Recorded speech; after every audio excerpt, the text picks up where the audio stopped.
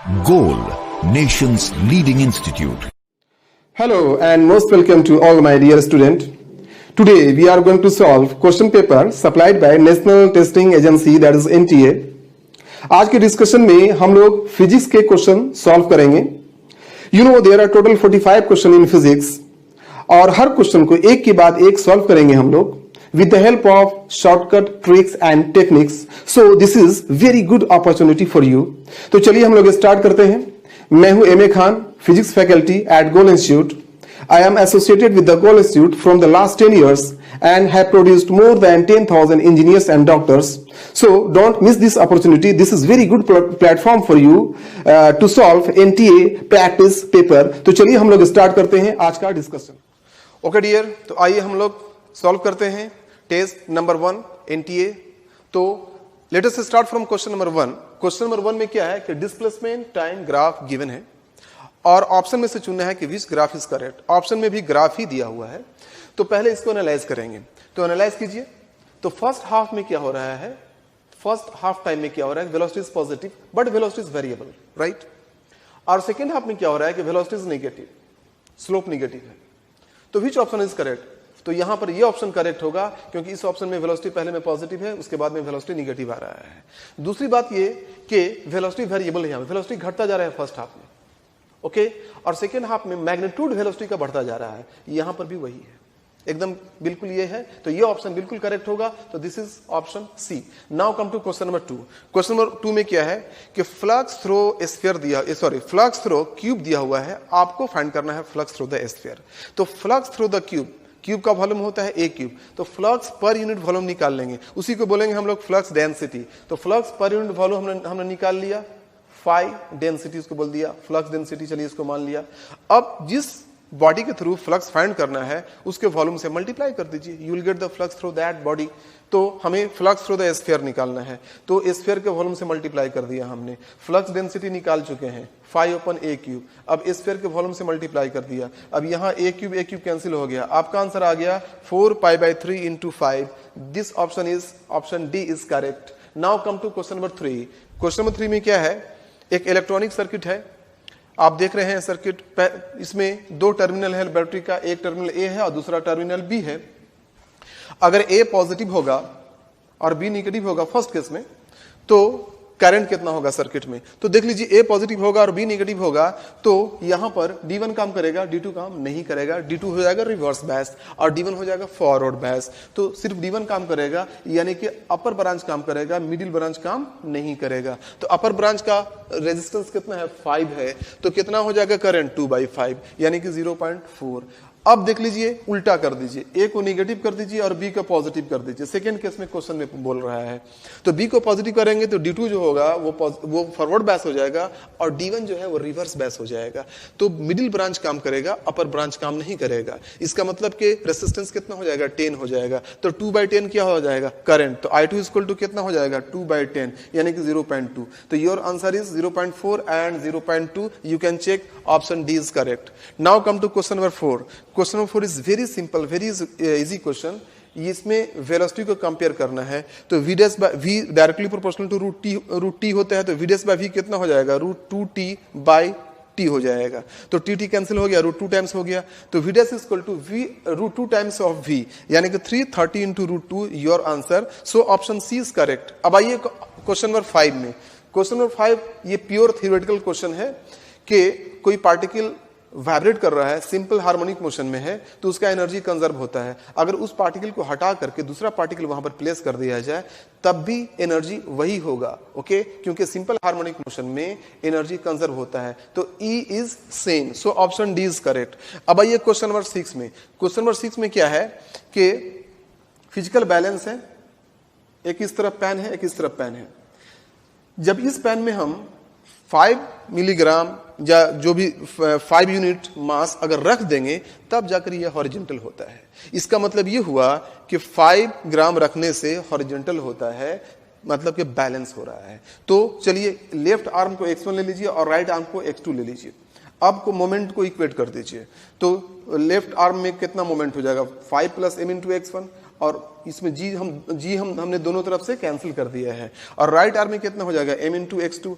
अब देख लीजिए यहां पर according to this equation x1 is less than x2, यानी कि left arm is less than right arm. तो ये था क्वेश्चन नंबर 6। क्वेश्चन नंबर 6 का ऑप्शन हो जाएगा बी इज करेक्ट। आइए अब क्वेश्चन नंबर 7 को देखते हैं। तो question number 7 is very easy. इसमें क्या करना है आपको कि binding energy in nth orbit और रेडियस ऑफ nth ऑर्बिट, इन दोनों को मल्टीप्लाई कर दीजिए, you will get the answer. अब आइए क्वेश्चन नंबर 8 में आते हैं। तो क्वेश्चन नंबर 8 में पूछा जा रहा है एनर्जी ऑफ ए सैटेलाइट या of a body at a height h।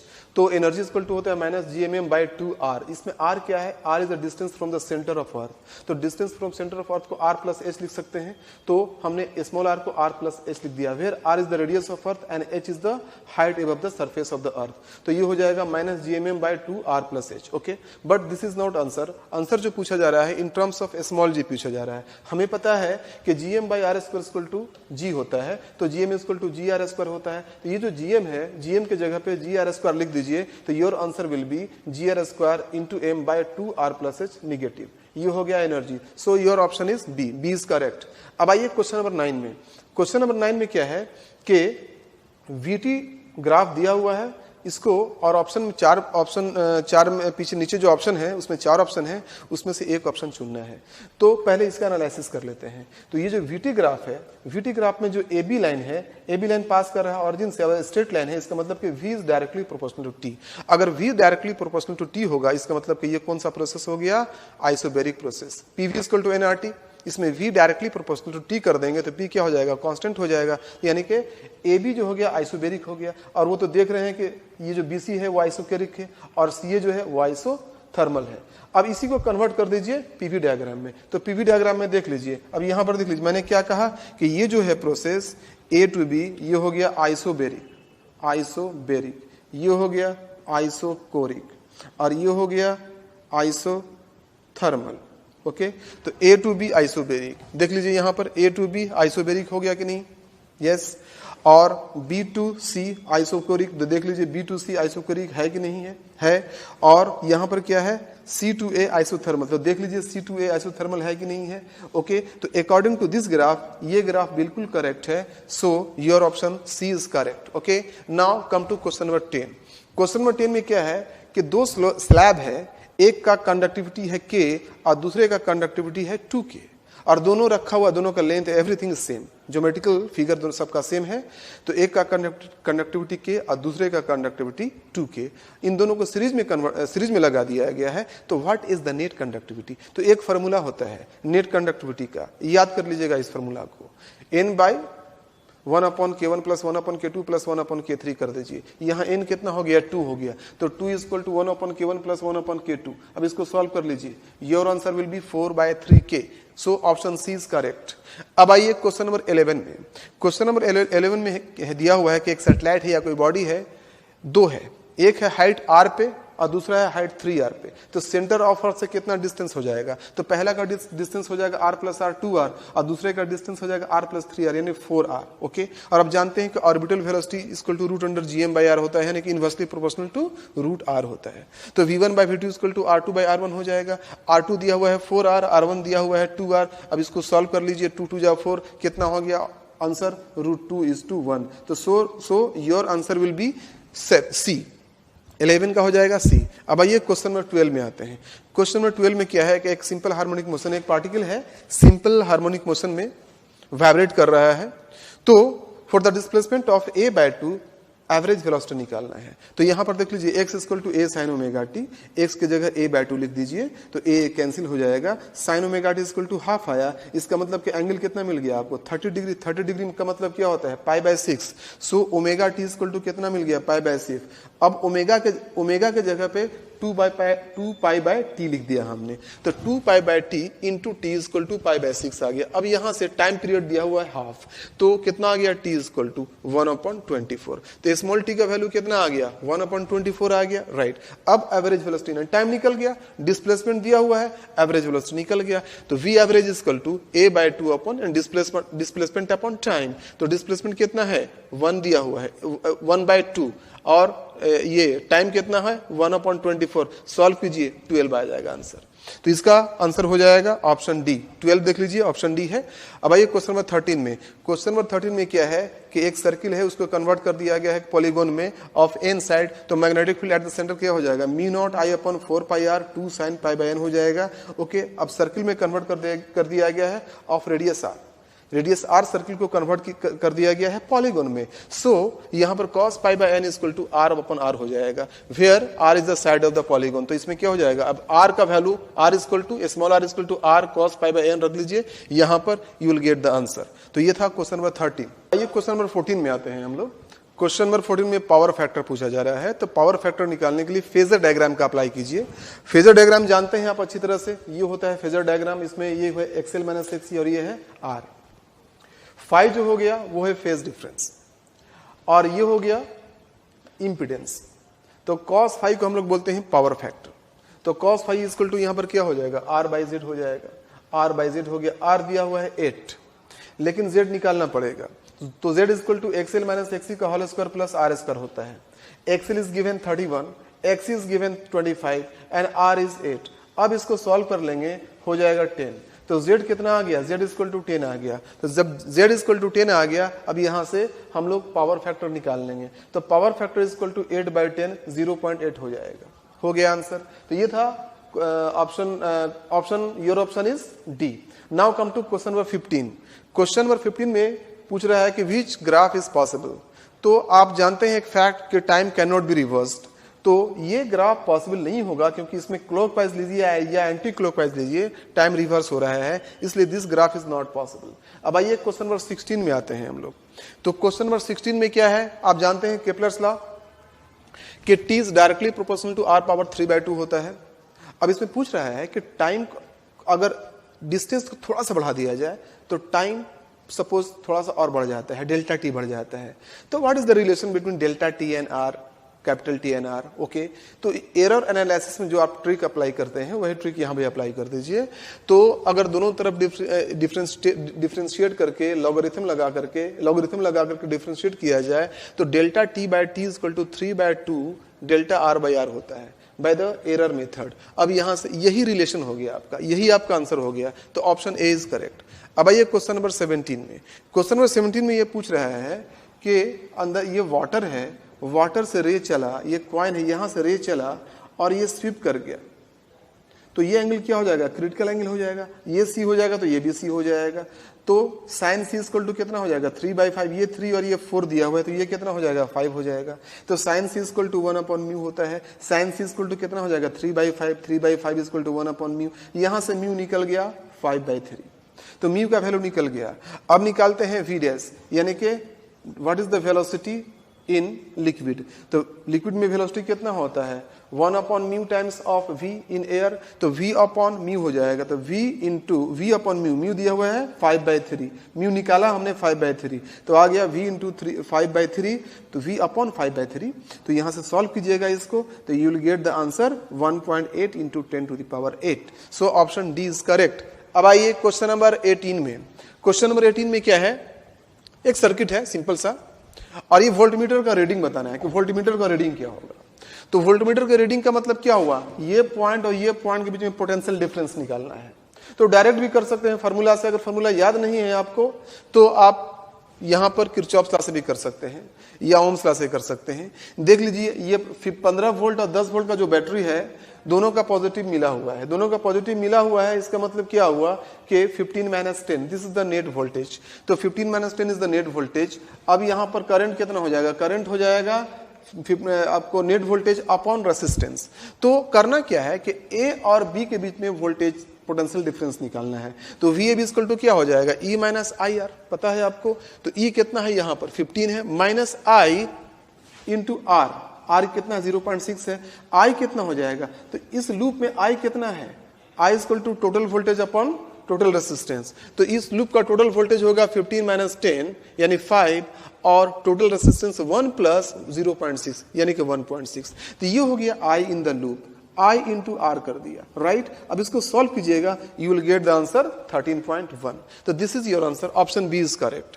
अब आइए क्वेश्चन नंबर 19 में कि एक कॉपर बॉल को गिराया गया है कैलोरीमीटर में। कैलोरीमीटर में क्या है, वाटर है। ठीक है, तो क्या हो जाएगा, कॉपर बॉल क्या करेगा, हीट लूज करेगा, और कैलोरीमीटर क्या करेगा, वाटर हीट गेन करेगा, वाटर क्या करेगा, हीट गेन करेगा। तो हम क्या लिख देंगे यहाँ पर, heat lost by ball equal to heat gain by calorimeter plus water.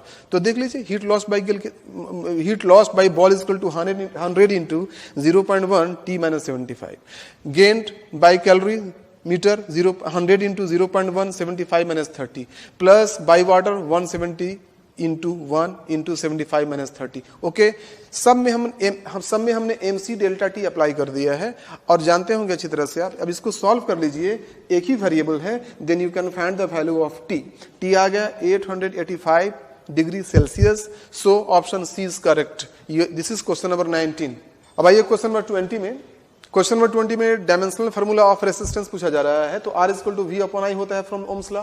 V = work done per unit charge लिख दीजिए और चार्ज की जगह पे ID लिख दीजिए। तो कितना आ गया, W/I² आ गया। अब यहाँ पर डायमेंशनल फार्मूला डाल दीजिए। तो वर्क डन का डायमेंशन क्या होता है, ml² T - 2। I का I² तो रहने दीजिए, T को रहने दीजिए, इसको सॉल्व कर दीजिए। ml² T - 3 I - 2 आ गया। This is option D. Now come to question number 21।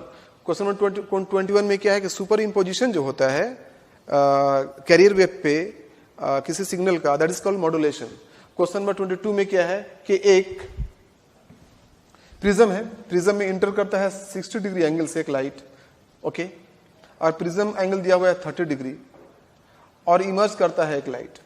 तो जो इमर्ज करता है लाइट और इंसिडेंट लाइट, इन दोनों के बीच का एंगल 30 डिग्री दिया हुआ है, यानी कि angle of deviation 30 degree. I1 60 degree, I2 निकालना है। I2 जब निकाल लेंगे तो वहीं से आंसर मिल जाएगा। तो डेविएशन का फॉर्मूला क्या होता है, I1 + I2 - A। I1 deviation दिया हुआ है 30 डिग्री, I1 60, A 30। अब यहां से I2 निकाल लेंगे, I2 आ जाएगा 0। I2 0 आ गया, but this is not answer. I2 नहीं पूछ रहा है, बल्कि पूछ रहा है कि इमर्जेंट रे जो होगा वो सरफेस से कितना एंगल बनाएगा। तो I2 0 आया, इसका मतलब कि इमर्जेंट रे इधर नहीं होगा, बल्कि इमर्जेंट रे उधर चला जाएगा। ऐसे कुछ इस तरह का बनेगा सिचुएशन। तो एंगल कितना बनेगा यहाँ पर, 90 degree. So your answer will be 90 degree. So option B is correct. अब आइए क्वेश्चन नंबर 23 में।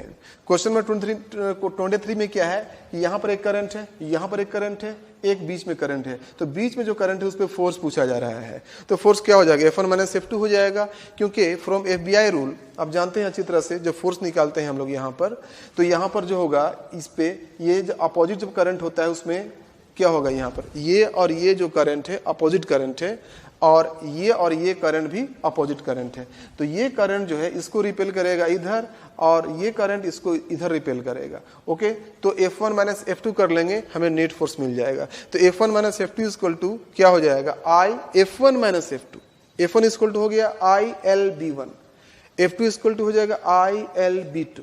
तो IL को बाहर निकाल देंगे, B1 - B2 आ गया। तो B1 - B2 की जगह फार्मूला पुट कर दीजिए, μ0 I1/5 minus μ0 I2/5। I1 I2 दिया हुआ है यहाँ पर क्वेश्चन में, वैल्यू पुट कीजिए, you will get the answer. अब आइए क्वेश्चन नंबर 24 में। क्वेश्चन नंबर 24 में नंबर ऑफ फोटॉन्स पूछा जा रहा है। तो नंबर ऑफ फोटॉन्स का फार्मूला सिंपल सा होता है, E/AC/λ। ओके, एनर्जी दिया हुआ है 10⁻⁷, H Planck constant, C speed of light, lambda दिया हुआ है 5000 एंगस्ट्रॉम, उसको मीटर में कन्वर्ट कर दीजिए। अब इसको कैलकुलेट करना पड़ेगा। जब इसको कैलकुलेट कीजिएगा तो you will get the answer 2.52 × 10⁻11। ये हो गया क्वेश्चन नंबर 24। अब आइए 25 में। 25 में wavelength of helium ion is 4 times shorter than hydrogen ion, is a very important, ये कॉमन फैक्ट। अब आइए क्वेश्चन नंबर 26 में। 26 में क्या है कि एक चार्ज यहाँ पर है जो निगेटिव है, और एक करंट ऐसे फ्लो कर रहा है एक वायर में। दिया हुआ है कि इस चार्ज पे फोर्स लगा रहा है ये करंट पैरेलल टू इटसेल्फ, यानी कि देखिए FBI रूल अप्लाई करेंगे।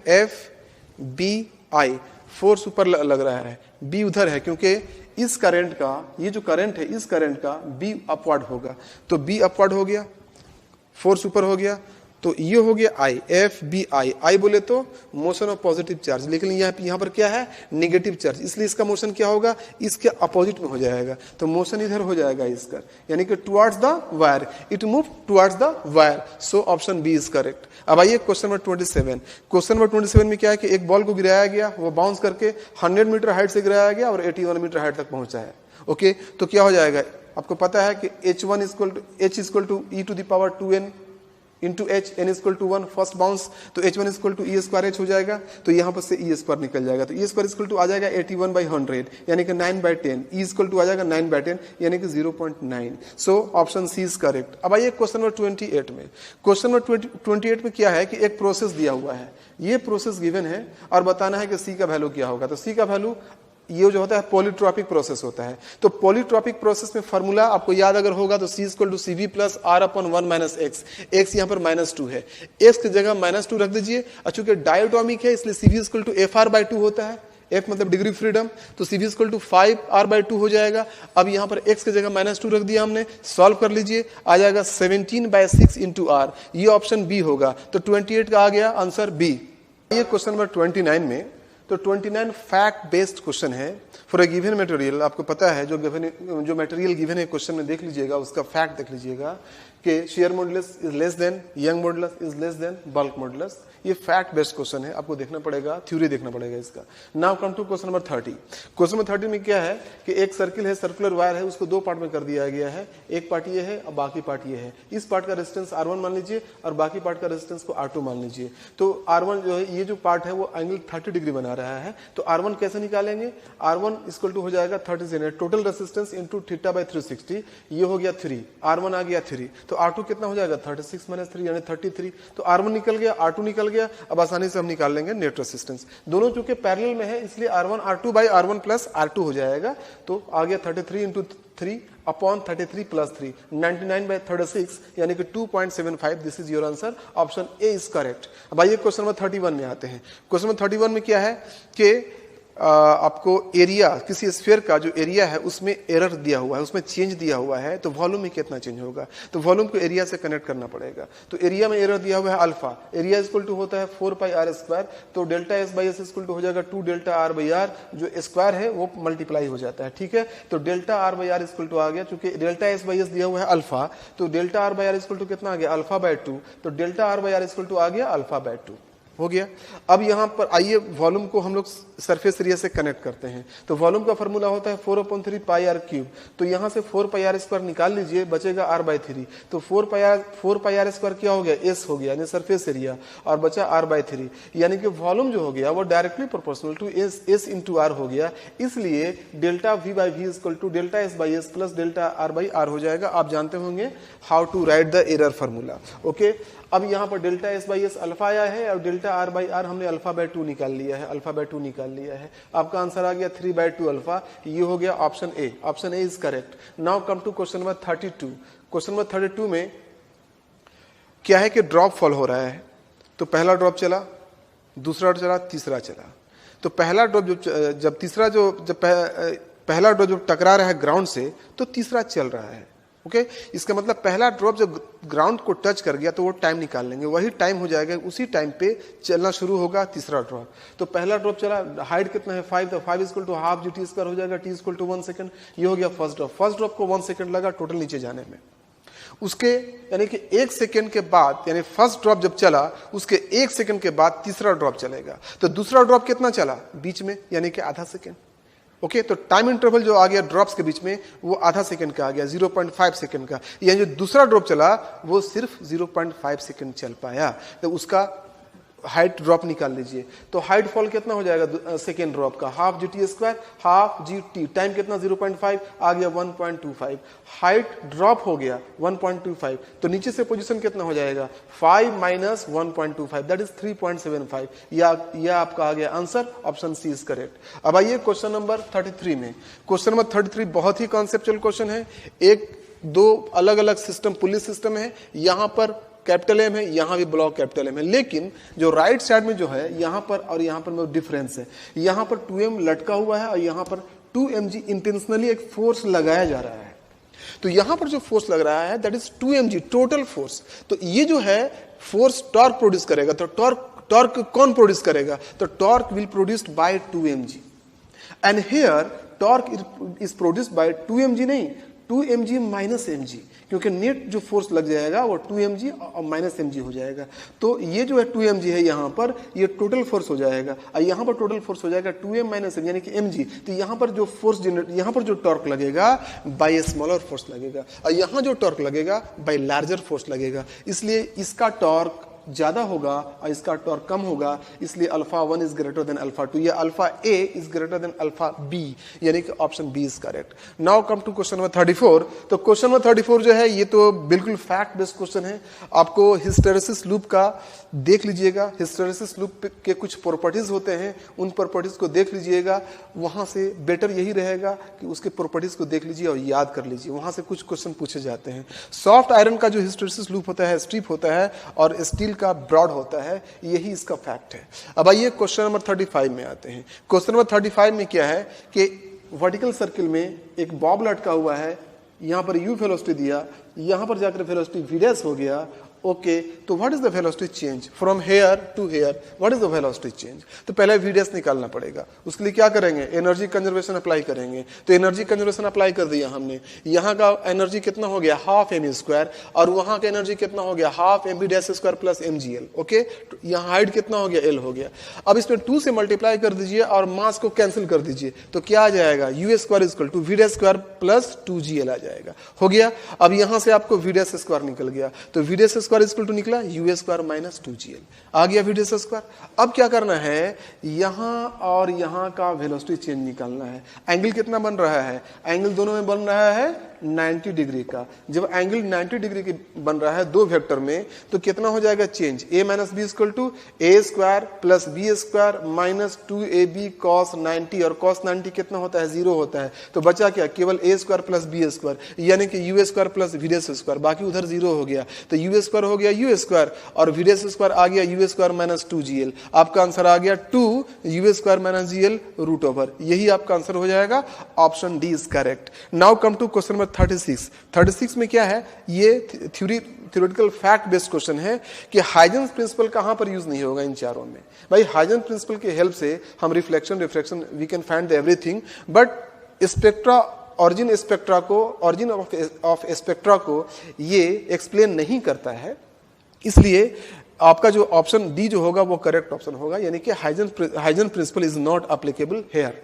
This is question number 36। Question number 37 में आते हैं। ये ग्राफिकल क्वेश्चन है और फार्मूला बेस्ड क्वेश्चन है, आपको ध्यान देना पड़ेगा। यहाँ पर देख लीजिए A to B, B to C और C to D, total work done पूछ रहा है इसमें। तो चूंकि ये वीटी ग्राफ है, तो ए टू बी क्या हो रहा है? V directly proportional to T, यानी कि ये आइसोबैरिक प्रोसेस है। बी टू सी क्या है? आइसोकोरिक प्रोसेस है। और सी टू डी क्या है? आइसोथर्मल प्रोसेस है। तो आइसोकोरिक प्रोसेस में वर्क डन तो 0 होता है, तो ए बी हो गया आइसोबैरिक प्रोसेस और सी डी हो गया आइसोथर्मल प्रोसेस। तो आइसोबैरिक प्रोसेस में वर्क डन होगा और सी डी यानी कि आइसोथर्मल प्रोसेस में वर्क डन होगा, यानी कि वर्क डन ए बी में होगा और work done in B C 0 होगा और वर्क डन सी डी में होगा। तो work done in A B क्या हो गया? आइसोबैरिक प्रोसेस का वर्क डन हो गया पी इंटू डेल्टा वी, और वर्क डन इन सीडी क्या हो जाएगा? आइसोथर्मल प्रोसेस का वर्क डन होगा। तो दोनों वर्क डन को ऐड कर दीजिए, you will get the answer. आप फार्मूला जानते होंगे आइसोथर्मल प्रोसेस का। अब आइए क्वेश्चन नंबर 38 में। क्वेश्चन नंबर 38 में क्या है कि एक ट्रेन है जिसका जो पावर है वो दिया हुआ है 10 टू द पावर 7 kg का ट्रेन है।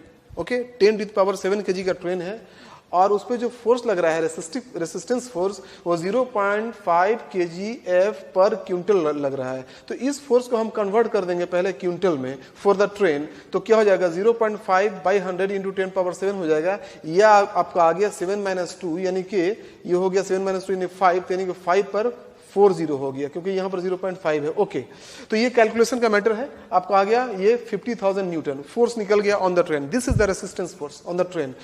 ओके, तो इतने ही पावर जनरेट करना पड़ेगा। तो पावर जनरेटेड कितना हो जाएगा? Force into velocity, force into velocity. Velocity कैसे निकालेंगे? 36 किलोमीटर पर आवर दिया हुआ है, इसको मीटर पर सेकंड में कन्वर्ट कर दीजिए, यानी 5/10 से मल्टीप्लाई कर दीजिए, ये हो गया 10। तो फोर्स और वेलोसिटी, फोर्स निकाल लिया, वेलोसिटी निकाल लिया, दोनों को मल्टीप्लाई कर दीजिए, आपका आ गया पावर। अब आइए क्वेश्चन नंबर 38 हो गया, 39 में आइए। 39 में देख लीजिए, क्वेश्चन पढ़ लीजिएगा आप लोग। इसमें रिलेशन जस्ट पूछ रहा है, तो A इक्वल टू क्या होता है? V बाई टी हो जाएगा। T दिया हुआ है, V दिया हुआ है, तो फोर्स निकल जाएगा। Force equal to MA, A equal to V by T. Okay, after t second suppose velocity is V dash, तो V डैश इक्वल टू क्या हो जाएगा? A into T. ये t इंस्टेंटेनियस टाइम है और ये कैपिटल T टोटल टाइम है, तो V डैश इक्वल टू क्या हो जाएगा? A into T. तो A equal to V by T into T, V dash आ गया। अब एक काम करेंगे, पावर निकालेंगे, power equal to force into velocity, force भी निकाल लिया हमने और वेलोसिटी भी निकाल लिया हमने, एफ वी डैश, दोनों को मल्टीप्लाई कर दीजिए, you will get the answer mv square by T square into T. ये हो गया आपका क्वेश्चन नंबर 39। अब आइए क्वेश्चन नंबर 40 में। क्वेश्चन नंबर 40 में क्या है, मैं डायरेक्ट कर रहा हूं इस क्वेश्चन को। काइनेटिक एनर्जी ई दिया हुआ है, किसका, डाउटर एलिमेंट का, पेरेंट रेस्ट में है, तो what is the energy released, क्या हो जाएगा total, E minus 4e by A हो जाएगा। तो कितना हो गया, ई को कॉमन कर लीजिए, 1 + 4 बाई ए हो जाएगा। अब आइए क्वेश्चन नंबर 41 में आते हैं। 41 में क्या है कि एम्पलीट्यूड का डिस्टेंस के साथ रिलेशन पूछ रहा है। आपको पता है कि intensity is inversely proportional to R square, और आपको यह भी पता है कि intensity is directly proportional to amplitude का स्क्वायर। तो एम्पलीट्यूड और आर में क्या रिलेशन हो जाएगा, A is inversely proportional to R, या A square is inversely proportional to R square, so A is inversely proportional to R, यानी कि A is inversely proportional to R. This is your answer. अब आइए question number 42 में। 42 में क्या है कि मीडियम चेंज करने से फ्रीक्वेंसी का क्या होगा। तो आपको पता है कि मीडियम चेंज करने से फ्रीक्वेंसी का कुछ नहीं होता है, frequency will not change, same रहेगा। अब आइए क्वेश्चन नंबर 43 में। 43 में क्या है कि एक प्रोजेक्टाइल मोशन है, यहां से प्रोजेक्ट किया गया यू से, जब अल्फा एंगल बनाएगा, अभी एंगल बन रहा है थीटा, इनिशियल एंगल थीटा बन रहा है, जब ये अल्फा एंगल बनाएगा तो वेलोसिटी क्या हो जाएगा। तो हॉरिजॉन्टल वेलोसिटी को इक्वेट कर दीजिए, तो यू का ये कंपोनेंट यू कॉस थीटा और वी का ये component v cos alpha, v cos alpha u cos theta को इक्वेट कर दीजिए, तो v cos alpha equal to u cos theta, तो वी इक्वल टू आ गया u cos theta by cos alpha, तो 1 कॉस अल्फा को सेक अल्फा लिख दीजिए, तो आपका आंसर आ गया u cos theta into sec alpha. This is answer A. अब आइए क्वेश्चन नंबर 44 में आते हैं। 44 में ड्रिफ्ट वेलोसिटी पूछा हुआ है। आपको पता है इसका फॉर्मूला कि I equal to N E A V D होता है, तो V D equal to I upon N E A होता है। हमने वैल्यू पुट कर दिया, अब इसको कैलकुलेट कीजिएगा, आप कैलकुलेट कीजिएगा, you will get the correct answer. अब आइए क्वेश्चन नंबर 45 में आते हैं। क्वेश्चन नंबर 45 में क्या है कि दो कैपिलरी ट्यूब है, एक कैपिलरी ट्यूब है, उसका जो हाइट राइज है, जो कैपिलरी हाइट है वो दिया हुआ है h। अब उस ट्यूब का रेडियस डायमीटर को आधा कर दिया जाए, यानी रेडियस को आधा कर दिया जाए, तो उस केस में हाइट क्या हो जाएगा। तो जाहिर है जितना पतला होगा, जितना कम होगा, जितना नैरो होगा, उतना ज्यादा हाइट होगा, तो हाइट तो ज्यादा होना ही है, तो सिंपली डबल हो जाएगा। लेकिन कैसे, तो देख लीजिए, h equal to 2t cos theta by r rho g होता है, यानी कि h is inversely proportional to r होता है, राइट। तो h is inversely proportional to r। अब यहां से h2 बाई h1 निकालेंगे, r1 बाई r2 हो गया, तो h2 इक्वल टू हो गया r1 by r2 into h1। ठीक है, h1 दिया हुआ है h, r1 दिया हुआ है r, r2 इज गिवन आधा r बाई 2, तो r कैंसिल कितना हो गया 2h, यही आपका आंसर हो गया। तो 45 का आंसर हो गया C। तो we have completed all the questions. तो टोटल क्वेश्चन 45 था और सारे क्वेश्चंस का सोल्यूशन हो गया। आप लोग अच्छी तरह से सोल्यूशन को देख लीजिएगा, ओके, और प्रैक्टिस कीजिएगा। Thank you very much.